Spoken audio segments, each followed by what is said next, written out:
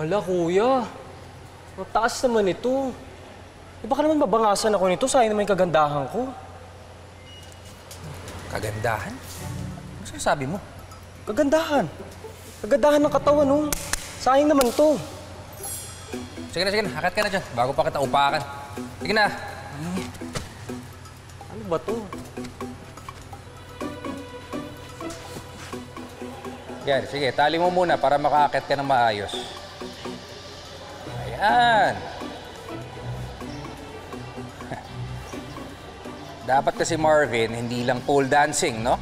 At saka gymnastics ang dapat matutunan mo. Dapat pati yan. Aerial dancing.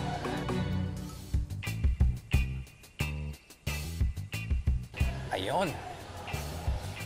Kayang-kaya pala eh. Kaya mo bumaliktad.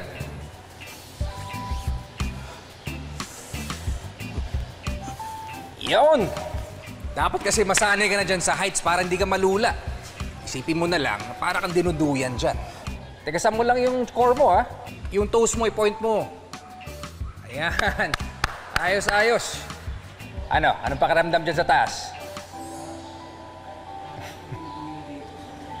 Ang sarap. Tama ka, kuya. Sarap nga dito. Para kang tinutuyan. Hebe.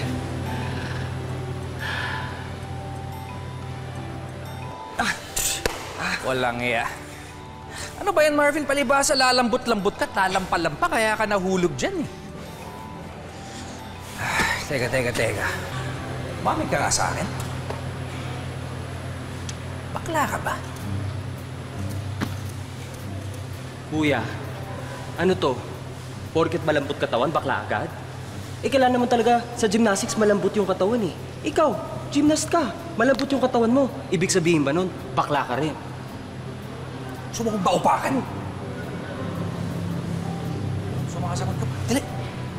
Akit ka ulit. Huwag kang mahuhulog ngayon, ha? Yun naman eh. Dali na! Akit! Go! Ngayon, huwag kang mahuhulog, ha?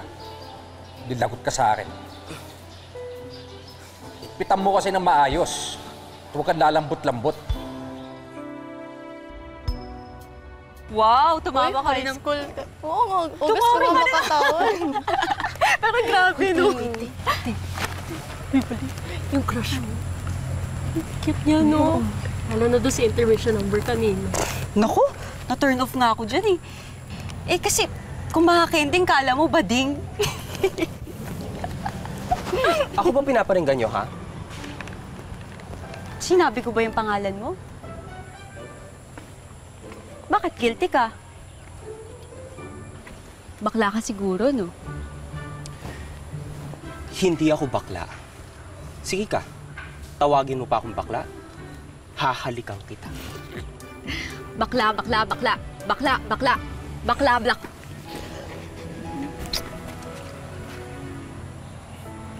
Kita mo na.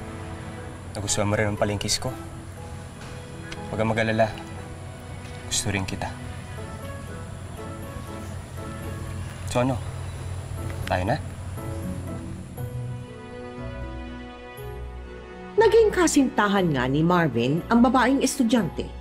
Dahil inspirado siya, lalong pinaghusayan ni Marvin ang kanyang pag-iensayo sa aerial at gymnastic. Hanggang sa...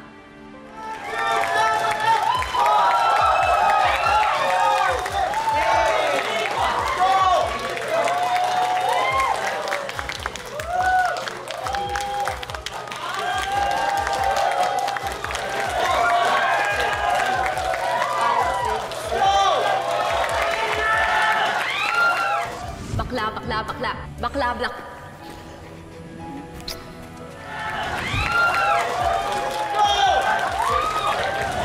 Mga kuya, sarap nga dito. Para kang tinutuyan. Hebe.